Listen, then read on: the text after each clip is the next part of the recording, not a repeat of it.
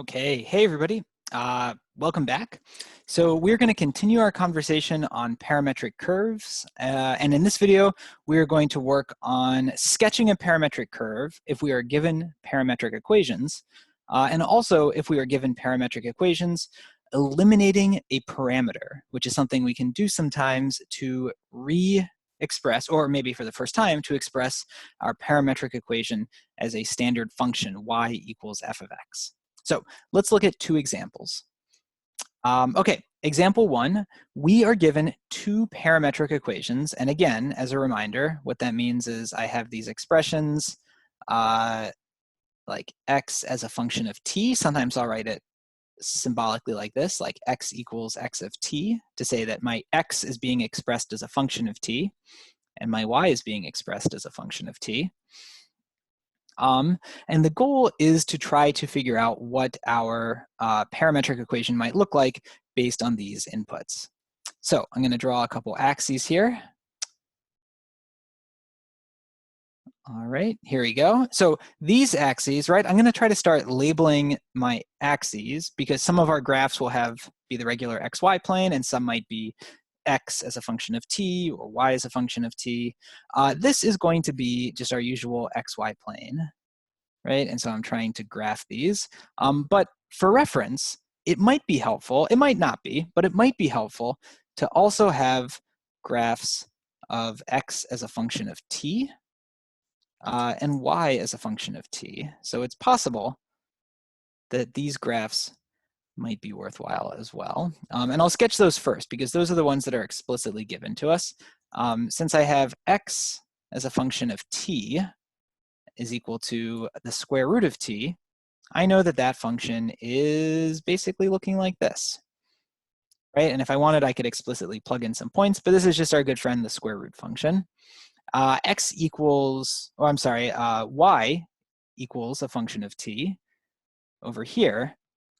I can draw that as, well, that's 1 minus t, that's a line with a asymptote, intercept of 1, a slope of -1.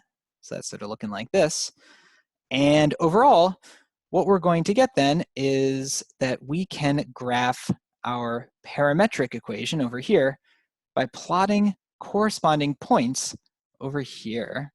I'm sorry, I skipped ahead somehow. By plotting corresponding points over here. So for example, I will typically draw a couple of points to get a sense of this. At x equals 0, or at t equals 0, we have x equals 0, and we have y equals 1, right? That's the height here. So at t equals 0, we have y equals 1, x equals 0. So that corresponds to this point right here, right? The point where our x coordinate is 0 and our y coordinate is 1. So that is going to be our point at t equals 0. At t equals 1, right? I'll use a different color here. At t equals 1, we're going to be right here. So this is t equals 1. We're going to have our x value is the square root of 1. That's just 1. And at t equals 1, we're going to have our y coordinate is at a height of 0 over here. So our x coordinate is 1, our y coordinate is 0. And we're looking at the point 1, 0 for t equals 1. Now, t equals 2, right? So at t equals 2, we're going to have our x coordinate is up here. That's going to be at the square root of 2. We're going to have our y coordinate is right here, right? So at t equals 2, our y coordinate will be at a height of -1, right? Or at 1 minus 2. So that's going to be our point t equals 2. We're going to have x equals root 2. We're going to have y equals -1. And so that will put us right about here. Right? And that will correspond to t equals 2. Let's graph two more points reasonably quickly. So at t equals 3, we'll have our x coordinate is the square root of 3. That's about 1.7 or something like that. And we will have our y-coordinate is equal to -2. So that's going to be at a height of -2. Actually draw that back on the axis here. That'll be at a height of -2. Our x-coordinate, again, that was the square root of 3. So that's going to be, again, it's like 1.6 something or 1.7 something, somewhere in there. And so that will be our x-coordinate. Our y-coordinate will be down here, and we'll end up with maybe a point right about here that corresponds to t equals 3. And then finally, let's do one more. At t equals 4, we'll end up with our x-coordinate that's equal to 2. We'll end up with a y-coordinate that's equal to -3, right? And that'll be sort of down here, I guess. And so we'll end up with a point at 2, -3. And so that'll be sort of down here at t equals 4. Now, maybe not perfectly drawn to scale, but we can get a sense now of what's happening to our overall function as time increases. So we're sort of starting here, and as time increases, we're going to end up having this downward slope to it, right? And we can sort of, once we've drawn our picture reasonably accurately, we can try to connect the dots loosely to get a sense of what our parametric curve looks like. And so our parametric curve probably looks something like this, right? Where that's x of t, y of t. Now, in this particular example, it looks like our parametric curve is actually a function, right? It seems to be passing the vertical line test. And there's no guarantee that it'll continue to do that, but if it does, we might be able to express this as a Cartesian equation. And all I mean by that is just a regular function like y equals a function of x.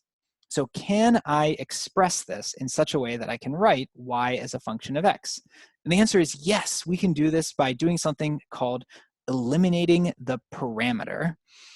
And so to eliminate the parameter, I'm going to take my original equations. We have x equals the square root of t.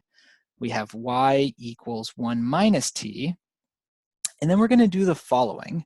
If I want to get y as a function of x, I want to be able to eliminate this t, eliminate this parameter, by replacing it with an expression involving x. To do that, I need to go to this first equation over here, and I need to rewrite this so that it's not x as a function of t, but I need to rewrite it in the form t equals something. Once I get that t equals something, I can turn around and in my equation, I can write, so y doesn't equal 1 minus t, y equals 1 minus that something. And in this example, it's reasonably straightforward. X equals the square root of t, so we can square both sides, so we get t equals x squared. So y can be written not as 1 minus t, but y equals 1 minus x squared. And we end up with this way to express our parametrized equation as a standard function, just y equals 1 minus x squared. And indeed, looking up at the picture we've graphed, we see that it does look like it is this upside down parabola with a vertex at height 1. All right, so 1 minus x squared, we do get a sense of this.